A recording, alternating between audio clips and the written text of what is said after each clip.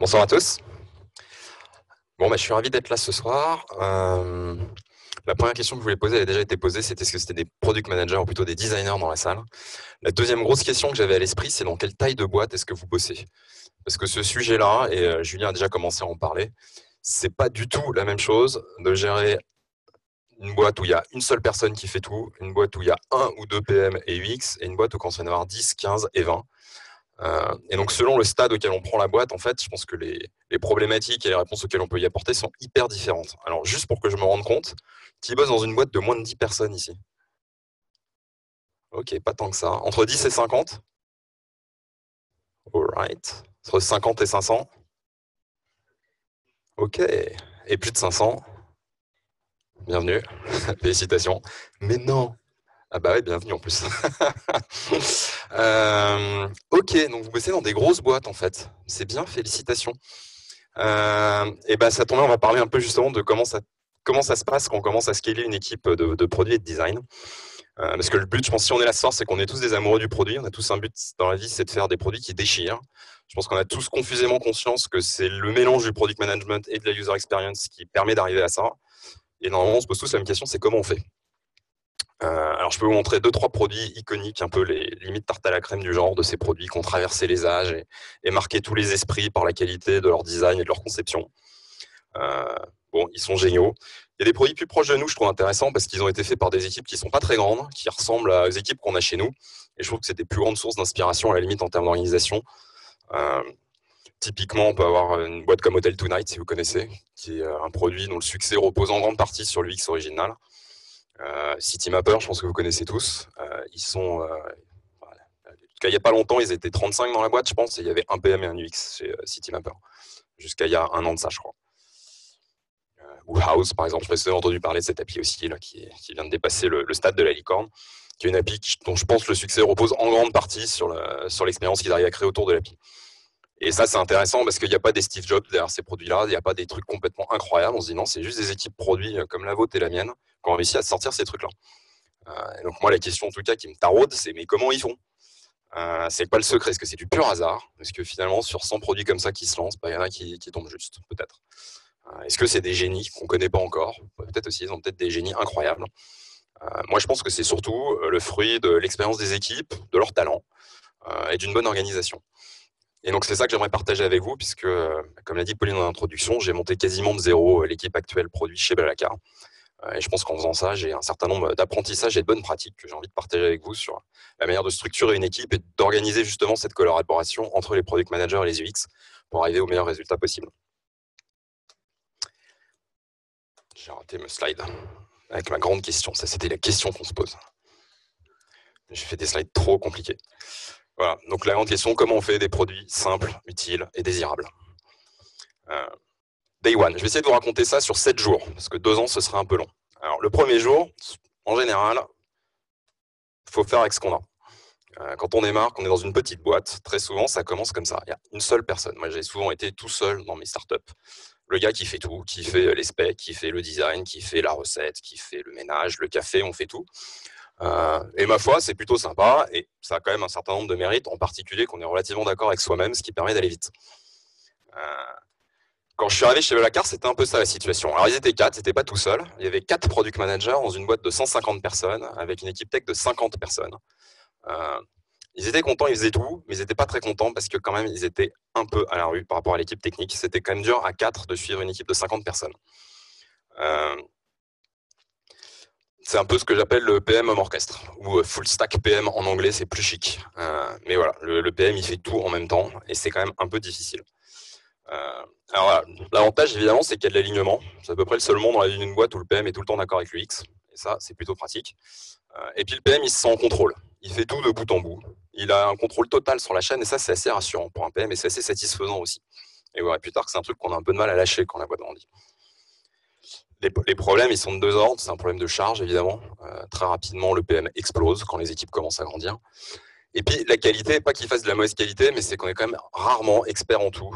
Julien parlait des unicorns. Le principe d'une unicorn, c'est qu'il n'y en a pas beaucoup. Donc statistiquement, c'est pas des unicorns les gens qui font ça. Et donc ils ont un peu de mal à exceller dans tous les domaines.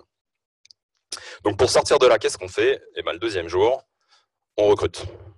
on cherche des UX designers ou des PM selon le profil qu'il y avait au début dans la boîte. Certaines démarrent plutôt avec un PM, certains plutôt avec un UX.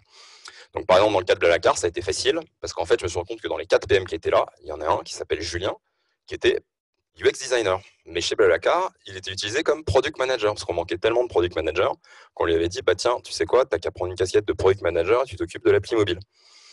Cela dit, c'est comme un bon exemple de la versatilité des profils et du fait que c'est quand même fondamentalement la même matière. Quand on cherche des PM et des UX, pour moi, les qualités un peu centrales sont très identiques. C'est des gens qui adorent le produit, c'est des gens qui sont censés être smart, qui doivent avoir de l'empathie.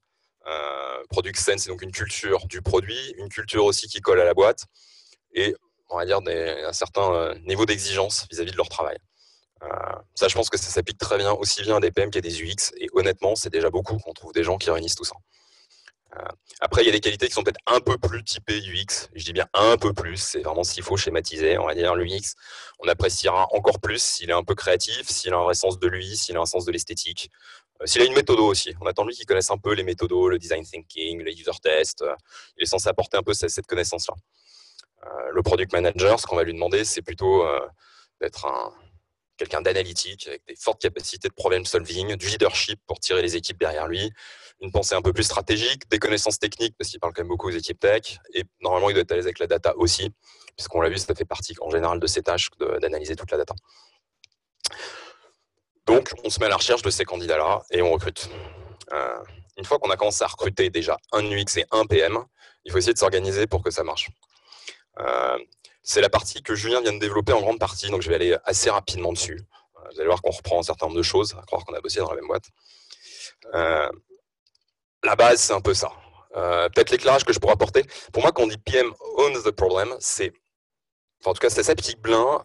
Une partie importante du rôle du PM, c'est de s'assurer qu'en permanence, tout le monde est bien en train de se concentrer sur les problèmes les plus importants de la boîte. Dans n'importe quelle boîte, en général, il y a des dizaines de sujets qui se baladent. Il y a plein de trucs à faire. Et pour moi, le PM, c'est quand même celui qui est censé un peu tracer la route là-dedans et s'assurer que l'équipe technique, elle est bien en train de développer le truc le plus important pour le mois prochain, que le designer, il est bien en train de réfléchir aux problèmes les plus importants pour dans 2 mois, et etc., ainsi de suite. Et donc, à ce titre-là, surtout quand une boîte grossit, si le designer il commence à être dans toutes les réunions avec tous les stakeholders de la boîte qui réclament quelque chose, il passe ses journées à ça, il ne design plus jamais. Donc, c'est quand même un peu le rôle du product manager, quelque part, de protéger les équipes qui produisent pour de vrai derrière, donc les techs et les designers fondamentalement, de tout ce bruit qui entoure une boîte, et en particulier quand elle devient grosse et importante. Donc il a quand même ce rôle-là que les Américains appellent shit umbrella, n'est-ce pas? C'est très chic. De protéger l'équipe de toutes les scories qui pourraient leur tomber dessus et les empêcher d'avancer au rythme où il faut. Et c'est tout le talent d'un PM, j'ai envie de dire, d'arriver à faire intervenir les personnes pertinentes au bon stade d'un projet. Donc pas trop tôt pour ne pas leur faire perdre de temps, mais pas trop tard pour qu'ils aient l'impression d'être de simples exécutants ou d'avoir raté la moitié du contexte ou d'avoir raté le moment où on est en train de réfléchir à la solution. On a besoin de s'équiper d'outils, donc il faut normaliser ça, chacun les siens. Chez Blablacar pour info, voilà ce qu'on utilise. InVision, Sketch, Jira pour... même Jira entre les PM et les designers, mine de rien, ça avait aidé à processer le truc quand on commence à avoir des équipes qui grossissent. Zeppelin, Framer, Dropbox pour stocker les designs partout, que tout le monde puisse y avoir accès. Assez rapidement aussi, on s'est organisé quand même sur la collecte de feedback. Il y a une question un peu autour de ça. Et une personne dont c'était le rôle dédié de streamliner la collecte des feedbacks. Donc en particulier du service client, qui était quand même important, et en permanence des utilisateurs qu'on demande, mais aussi venant de partout dans la boîte, les employés de la boîte utilisent le service, qui reviennent avec des remarques, etc. On se retrouve dans une telle abondance de demandes que ça justifie, quand la boîte grossit, d'avoir quelqu'un dont ça devient peut-être pas le seul, mais enfin une grande partie de la responsabilité. C'est de s'assurer au quotidien qu'on est bien informé de tous les feedbacks qui arrivent et d'essayer de commencer à les classer, à les prioriser pour les réorienter ensuite vers les bonnes personnes. Ensuite, on commence à designer un playbook.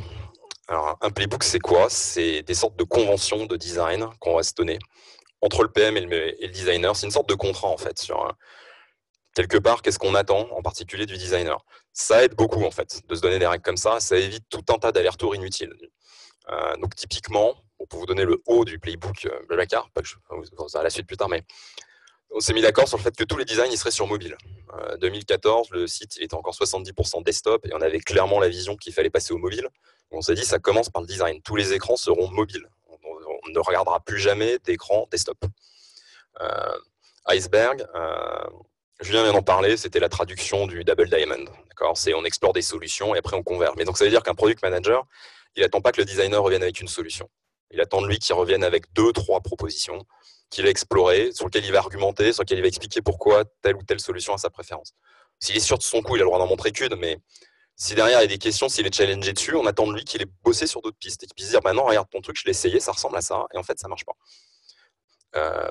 Lego, utiliser des choses qui existent. Donc c'est interdiction pour un designer de créer quelque chose qui n'existe pas déjà dans le site. En tout cas, ça ne doit être que de la gestion d'exception. Donc un designer qui arrive avec un truc qui est nouveau, qui n'existe pas, bah, a priori on va dire ouais c'est bien, ça marche, mais on n'a pas envie. On n'a pas envie de créer un nouveau composant, c'est un composant qui existe déjà ailleurs. Donc essaye de faire avec ce que tu as avant de proposer quelque chose de nouveau.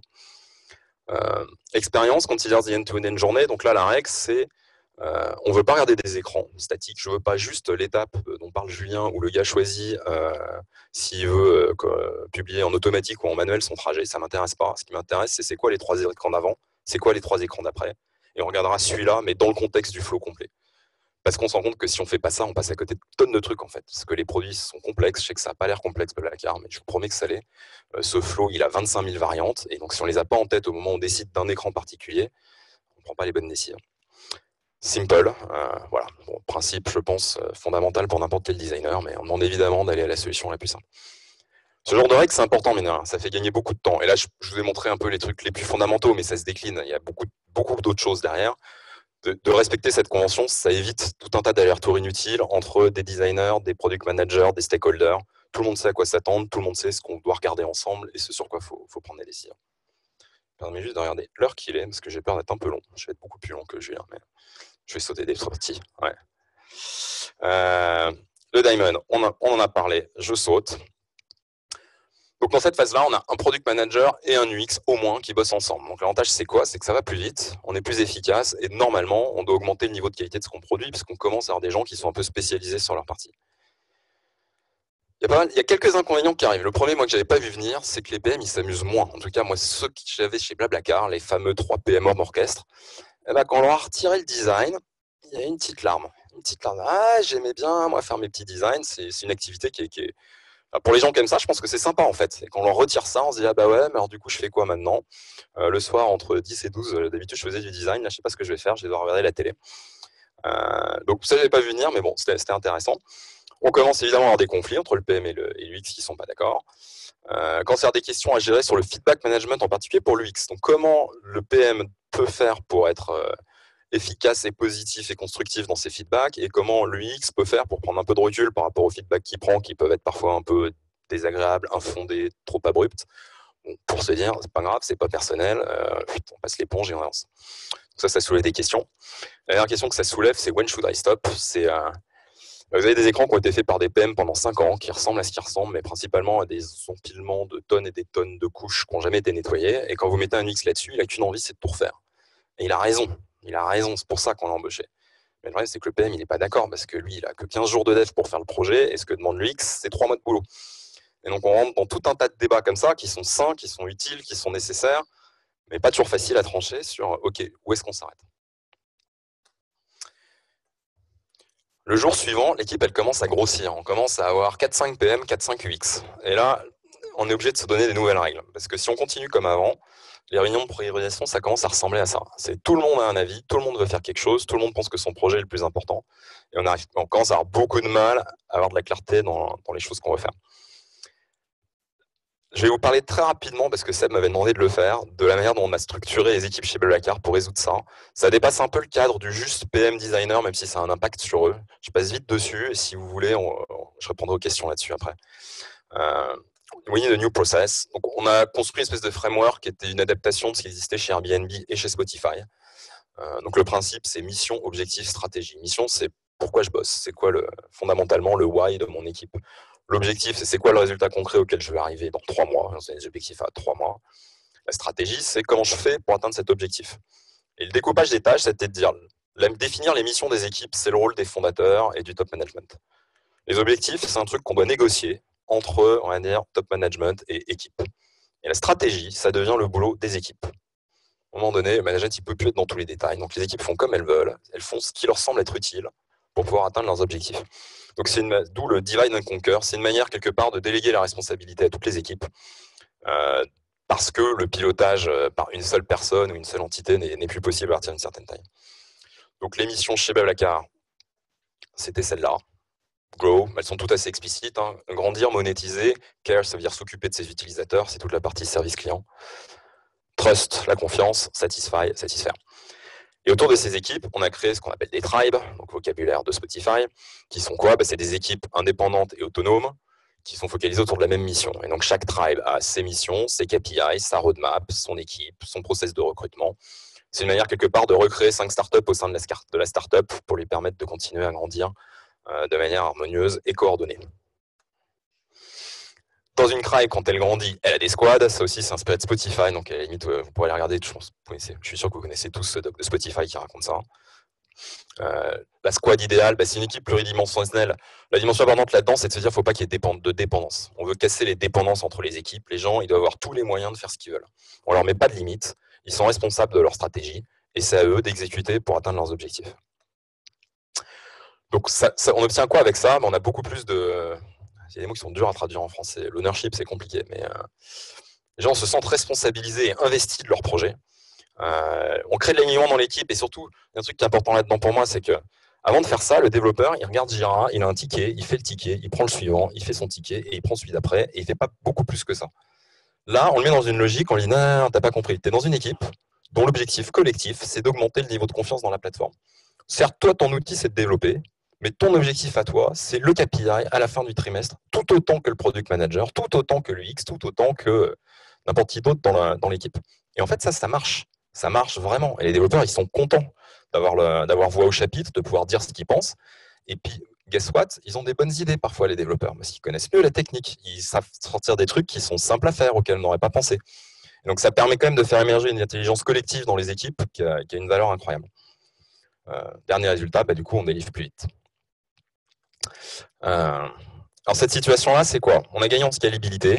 On arrive à prioriser des choses qui avant étaient très compliquées à prioriser, parce que prioriser un truc qui va faire gagner de la confiance contre un truc qui va rapporter de l'argent, en fait, c'est impossible. Genre, on peut s'enfermer 1 heure dans une salle, il n'y a pas de commune mesure à des trucs comme ça. La question ne se pose plus. Ces équipes différentes ont des missions différentes. On peut discuter des ressources allouées à chaque équipe, mais on ne discute plus des priorités relatives de trucs qui n'ont rien à voir entre eux. Ça, c'est un gros avantage. Et on gagne l'implication des équipes. Du côté moins, c'est un gros changement d'organisation. Ça se fait à l'échelle de la boîte, ça ne se fait pas que à l'échelle de l'équipe produit. Il y a des gens qui se retrouvent avec beaucoup plus de responsabilités qu'avant. Et c'est parfois un peu dur quand on est jeune ou intermédiaire, product manager ou designer, parce que les designers ils sont tout autant responsables que les autres. De se retrouver avec la responsabilité de l'exécution, c'est plus pareil. On n'attend plus que le chef il ait dit ce qu'il faut faire. Non, c'est moi qui prends la responsabilité et ça change quand même beaucoup de choses. Et on rentre dans des problèmes de cohérence d'ensemble, que je ne traiterai pas ici, qui est comment on fait quand on a 5 équipes qui bossent de manière autonome sur le même produit pour que tout ça ne se rende pas dedans et qu'on garde un peu de cohérence. Je regarde là. Ça va, encore 5 minutes. Improve. Quand on a fait ça, on est au début d'un long chemin, en vrai. Parce que ça pose tout un tas de difficultés d'arriver à recréer à des échelles un peu plus granulaires la structure complète d'une startup. Donc on revisite à peu près tout ce qu'on fait sous l'angle de comment je peux le formaliser et comment je peux le rendre meilleur pour permettre de le démultiplier au sein de la boîte. Donc typiquement un process comme la roadmap, jusque-là vous avez une roadmap dans la boîte. Bon, si vous allez faire une roadmap, c'est bien. Mais là, vous avez besoin de 5 équipes qui savent faire des roadmaps toutes seules. Donc il faut s'assurer qu'en fait, on a bien formalisé, qu'on a explicité comment on fait une roadmap, c'est quoi la méthode en tout cas canonique et sur laquelle tout le monde est d'accord pour faire une roadmap. S'assurer que les gens la comprennent, qu'ils savent l'appliquer, qu'ils vont pouvoir l'exécuter de manière autonome. Ce qui est vrai de la roadmap, c'est vrai de tout un tas de trucs. On commence à documenter, parce qu'on ne peut plus simplement se remettre à l'oral et au fait que le product manager ou l'UX d'à côté, il est juste à côté, que je vais pouvoir lui poser la question. Ça devient trop gros. Donc, il faut commencer à documenter tout ce qu'on fait. Ce playbook, il faut commencer à le préciser. Au début, on avait dit, OK, ce playbook, qu'est-ce que ça veut dire en termes de design, ce mobile, iceberg, Lego, expérience simple. Mais ce n'est pas tout. Qu'est-ce que ça veut dire sur la manière dont on va revoir les projets entre nous? Qu'est-ce que ça veut dire sur la manière dont on va tester les produits? Qu'est-ce que ça veut dire en termes de choses qu'il faut qu'on construise pour être capable de mettre en œuvre ce framework-là à l'échelle de la boîte? Il faut des guidelines, c'est l'une des réponses pour le côté cohérence d'ensemble. Il ne faut plus que les gens designent des éléments graphiques, il faut qu'ils se servent dans une collection d'éléments graphiques préexistantes, sinon forcément ça diverge. On arrive aussi à progresser sur des choses comme les décisions compliquées. On arrête de raisonner sur les opinions des gens. Ah, moi je pense que, moi je crois que. Et on commence à se dire non, on a une taille où maintenant, en fait, on va prendre le temps de tester avant de prendre une décision. Donc on va réunir des utilisateurs, on va faire des focus. Julien, tu te reconnais là-bas avec le même t-shirt, dis donc depuis. Non, quand même pas. Donc voilà. Donc ça c'est un progrès. Avant on prenait pas le temps de faire ça. Là on commence à avoir la capacité de faire ça. On se met à faire des prototypes si on n'est pas sûr de notre coup. Donc rapidement, pas sur un coin de table, enfin un développeur un soir qui est bien impliqué dans le truc, il se dit moi je pense que si je mets la photo de la ville, ça va aider à la conversion. Il dit tu sais quoi, vas-y, tu sais quoi mon gars, vas-y fais-le et on verra bien ce que ça fait. Et derrière on mesure. Donc voilà, des décisions qui sont beaucoup plus basées sur des faits, beaucoup moins sur des intuitions ou des opinions. Le 6e jour, on commence à avoir vraiment une grosse équipe. On commence à avoir 10 product managers, 10 UX. Enfin, je dis gros pour Paris, parce que pour les US, c'est un peu... Vous avez une idée de la taille des équipes produits dans les grosses boîtes américaines, quand même? Je pose juste la question comme ça, mais... Pardon? 250 quoi? PM, ouais, je pense que c'est l'ordre de grandeur, ouais. Une boîte comme Dropbox, vous avez une idée? Mais il doit y avoir 100 ou 150 PM et autant de UX chez Dropbox. Airbnb, c'est cet ordre de grandeur là aussi. Donc juste pour vous dire, à Paris, on annonce en gros avec 10 PM et 10 UX. C'est juste la base quoi, quand vous êtes dans une boîte américaine. Mais bon, c'était juste pour l'aparté. Qu'est-ce qu'on fait? Julien en a parlé, je vais aller vite. Quand on a une équipe de cette taille-là, on peut commencer à la spécialiser, à essayer de s'appuyer sur les forces respectives de chaque personne de l'équipe. Donc il y a une personne dans l'équipe qui faisait que l'UI, que maintenir justement ces fameuses UI guidelines, les briques de Lego que tout le monde va utiliser pour construire le produit. Il y a une personne dont ça devient le boulot à temps plein de maintenir ce truc-là. Julien a parlé aussi de ce qu'il appelait UX Writer, donc la personne qui va se focaliser exclusivement sur le contenu et le tone of voice et s'assurer qu'on est cohérent dans l'ensemble du produit sur ces aspects-là. Et les personnes qui vont se concentrer sur la partie user research, faire des tests utilisateurs, envoyer des sondages, récolter les feedbacks. Il y a aussi des UX qui ont des talents techniques, qui savent un peu développer, qui savent faire du front-end. Et donc ceux-là, on les utilise un peu plus pour des choses comme les A/B tests, comme des optimisations de conversion de flow, ou de l'interaction design, puisqu'il faut coder des trucs dans Framer, il faut être un peu développeur. Dernière chose, quand on a une grosse équipe, et ça c'est un gros avantage, c'est que ça permet d'enrichir les gens. Donc j'ai pris une citation de Julie Zuo, que vous connaissez peut-être, qui est une VP de Facebook qui écrit beaucoup sur le design, qui résume bien la pensée. C'est de dire plus un designer passe de temps avec d'autres designers, meilleur il est. C'est vrai de la même chose pour un product manager. Et donc chez Blablacar, on arrive jusqu'à 15 product managers. On peut créer vraiment des synergies entre les gens. Donc il y a plein de manières de faire en sorte qu'ils s'enrichissent entre eux, qu'ils passent du temps entre eux, qu'ils confrontent leurs idées, qu'ils se présentent entre eux les choses sur lesquelles ils sont en train de travailler pour recueillir du feedback.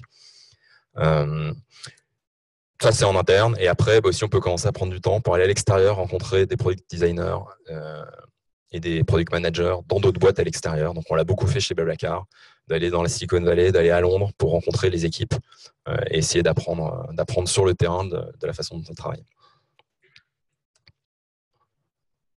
Le 7e jour, on commence à avoir vraiment une très très grosse équipe. Mais c'est le 7e jour, alors on se repose. Et on essaie juste de voir ce qu'on a appris. Alors je vais essayer de conclure rapidement. J'ai gardé que 3 idées pour ça. La première, vous l'avez lu 10 fois, mais pour moi, ça reste la base. Tout ça, ça commence par recruter une bonne équipe. Ça commence par recruter les bonnes personnes. Et s'il y a bien un truc sur lequel on n'a pas le droit de se rater, c'est ça. Le deuxième learning, c'est qu'au final, un binôme PMUX, une squad, une tribe, une boîte, à la fin, ça ne marche et ça ne scale que si on se fait confiance entre soi et si les gens sont responsables de ce qu'ils font. Et ça me paraît fondamental à toutes les échelles, en fait. Et c'est ce qui fait que des PM et des UX, potentiellement, ils vont s'engueuler pendant 4 heures sur un design, mais le lendemain, c'est les meilleurs potes du monde. C'est parce qu'ils se respectent et parce qu'ils se font confiance. Si on a bien réussi la première étape et qu'on a recruté les bonnes personnes, normalement, celle-là, ça doit marcher aussi. Le 3e learning, c'est be explicit to scale. Je crois que une partie du secret quand on veut scaler une équipe, c'est que tout un tas de choses qui étaient basées sur de la tradition orale, de la culture, des choses qu'on se racontait à la machine à café ne peuvent plus marcher comme ça. Donc il faut réfléchir un par un à toutes les choses qu'on fait et les mettre en forme, les documenter et les partager pour permettre à tout le monde de travailler de manière à peu près homogène et coordonnée. Voilà, est-ce que vous avez des questions? J'ai plus l'heure, donc je sais pas. Excusez-moi, elle m'a terrorisé, Pauline, sur le timing, mais voilà.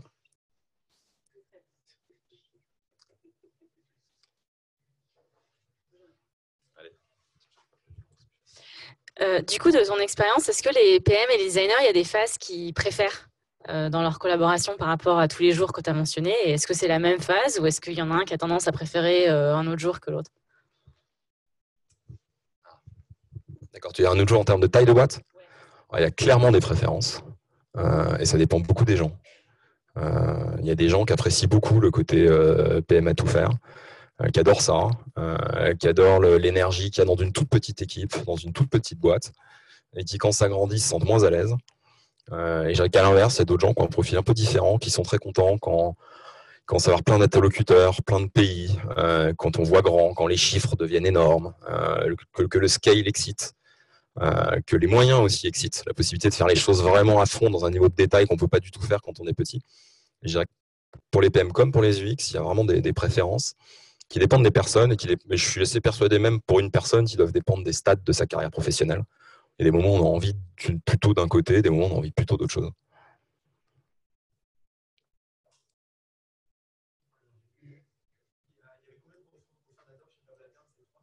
Ouais, trois cofondateurs chez Blablacar.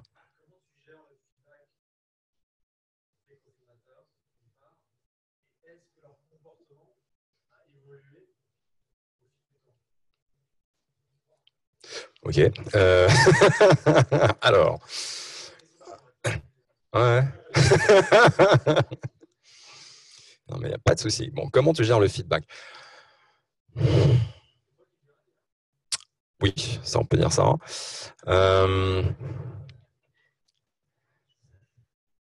Non, enfin, j'essaie de répondre honnêtement à la question. Parce qu'en vrai, c'était pas un vrai souci.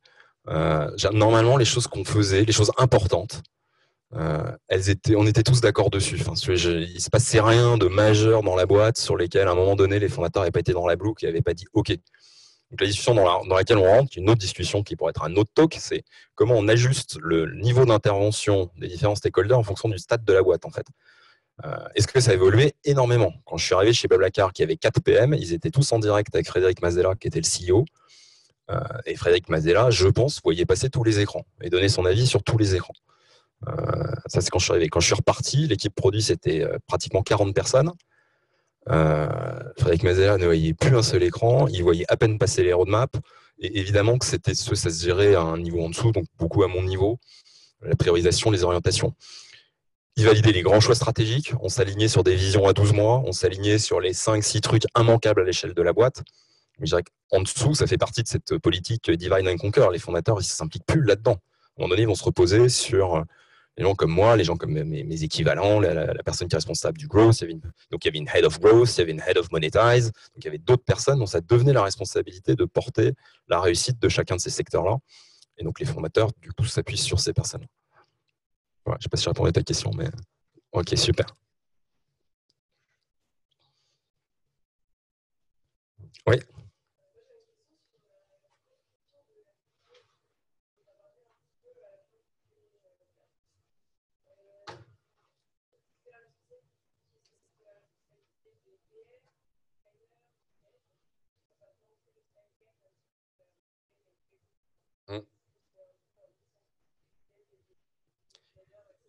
Excuse-moi, j'ai pas bien entendu.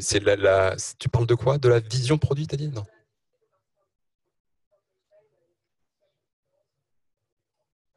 D'accord, donc la question, je crois, c'est qui construit la vision produit, mais t'étais sur le plan plutôt graphique, là, en fait. C'est plutôt un peu le look and feel dont tu parles, ou c'est plus globalement l'ensemble? Parce que bon, c'est des sujets un peu différents, mais d'accord, ok. Parce que sur le sujet typiquement graphique, bon, globalement, c'était cette personne en charge de l'UI à qui on faisait confiance pour ça, avec des discussions, des amendements, mais voilà, on avait dit c'est lui qui est en charge et on lui fait tous confiance pour faire ce qu'il faut. À l'échelle plus globale, ça se discute plus au niveau des tribes, en fait. C'est de dire, nous, la tribe trust, comment on voit l'état du produit dans un an. Donc, c'est ce genre de questions-là qu'on se posait. Et on se le posait plutôt par thématique.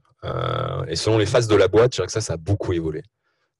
Au début, je dirais que c'était même pas des questions qu'on se posait. La boîte est dans une urgence de sortir le truc à la semaine, au mois. On se posait absolument pas la question d'où on était dans un an, quasiment.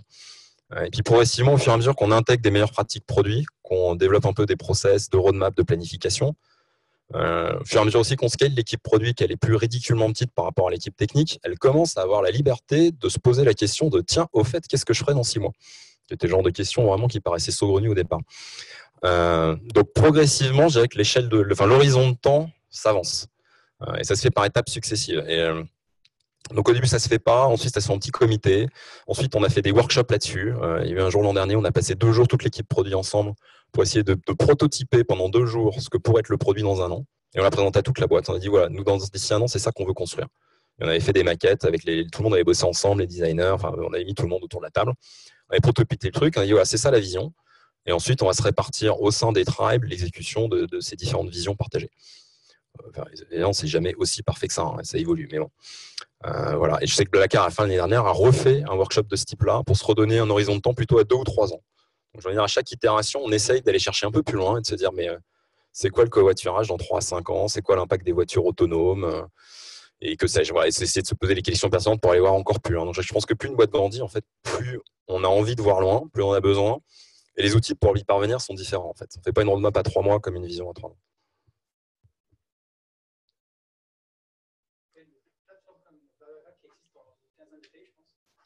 Vous gérez la partie internationale pour s'assurer que les produits et le design fonctionnent dans tous les marchés?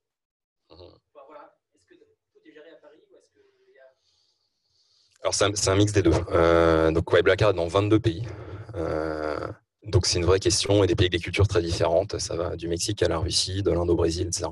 Donc, évidemment, c'est un vrai challenge. Blablacar a fait le choix, c'est pas le cas de toutes les boîtes, de toujours avoir des équipes en local dans à peu près tous les pays. Parfois, il y a 2-3 pays regroupés dans un seul, mais globalement, tous les pays importants ont une équipe locale. On a aussi des traducteurs locaux systématiquement pour le produit.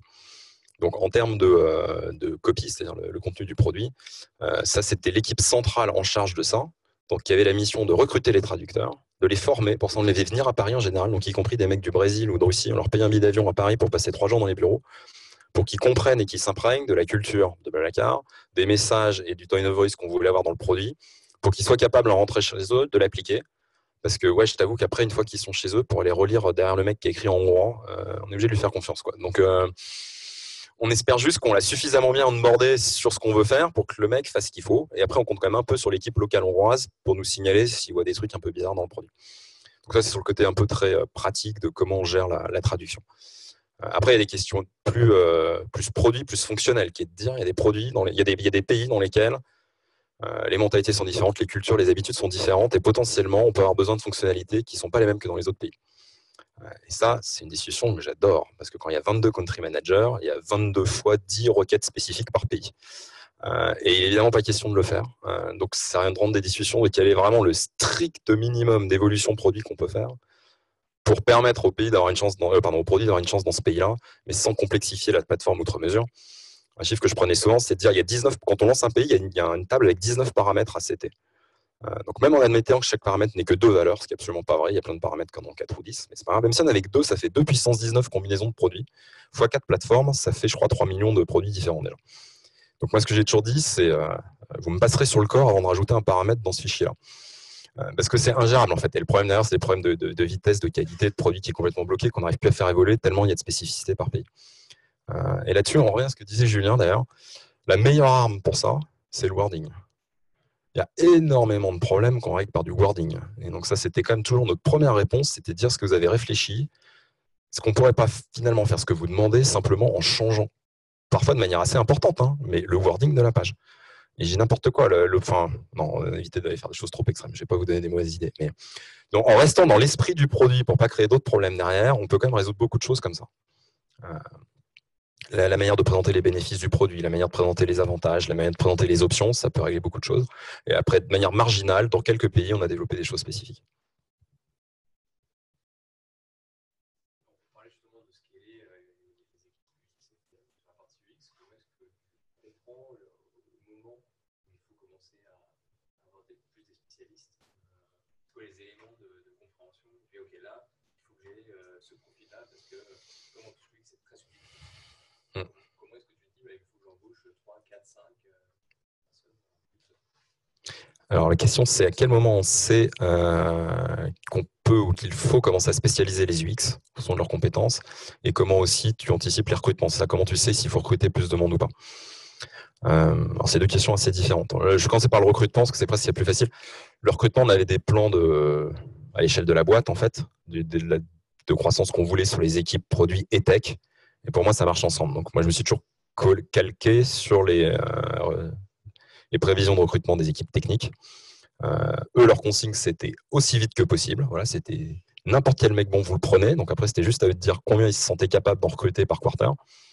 Et moi, globalement, j'ajustais les effectifs des équipes techniques de produits en face, en sachant que globalement, pour entre mettons 6 et 10 devs pour être très large, il faut un product manager de plus, un UX de plus, probablement un data de plus. Donc ça, c'est rien dont on planifiait un peu les recrutements. Et ça faisait que dans l'équipe produit, il y avait globalement soit un PM, soit un UX qui arrivait tous les mois. Tous les mois, il y en avait un qui arrivait. Donc c'est-à-dire que l'effort de recrutement était très intense aussi. Sur ton autre question, quand est-ce qu'on commence à spécialiser ? Moi, je pense que c'était drivé, en tout cas dans le Blablacar, par des problèmes de cohérence. C'est le jour où on commence à se rendre compte que la copie n'est plus identique dans tous les morceaux du produit. On se dit, bon, en fait, il faut que ce soit la responsabilité d'un gars. Il faut qu'il y ait un mec qui relie tous les écrans et qui s'assure que le bouton qui s'appelle book à droite, il ne s'appelle pas autrement ailleurs. Et puis au bout d'un moment, ce mec-là, en fait, on se rend compte qu'il ne fait plus que ça. On se dit, bon, bah voilà, donc c'est son job. Et puis à un bout d'un moment, il ne suffit plus. Donc on se dit, bah il en faut un deuxième. Bon, c'est un peu bête ce que je te dis, mais souvent ça démarre comme ça. L'UI, c'est exactement la même chose. Au début, il y a 2, 3, 4 mecs, tout le monde touche au fichier d'UI, des composants. Quand il y a 3 gars qui font ça, on dit écoute, c'est quoi en fait? On va se mettre d'accord que c'est toi le responsable de la partie UI et c'est toi qui va centraliser les remontées de tout le monde parce que ce sera plus efficace. Et puis au bout d'un moment, le mec il fait que ça. Et donc c'est devenu le UI de l'équipe, quoi. Donc voilà, ça se fait beaucoup de manière assez naturelle, quoi.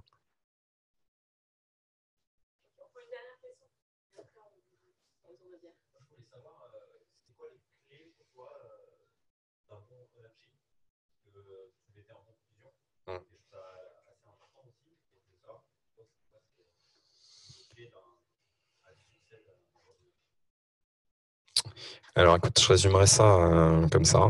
Je pense que la première chose, c'est de la clarté sur la mission et sur ce qu'on attend de toi.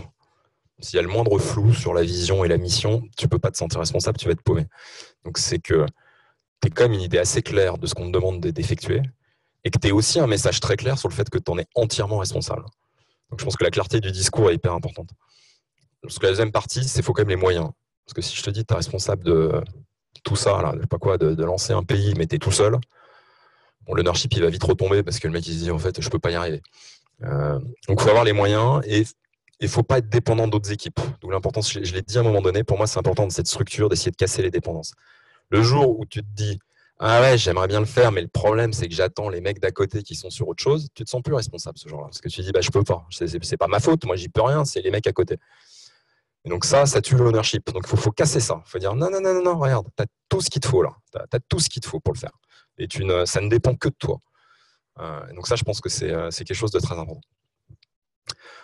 Si tu fais bien ces 2 trucs-là et que tu as les bonnes personnes, des gens que ça motive, il faut des gens qui ont envie d'accepter cette responsabilité-là aussi. Normalement, ça se passe bien.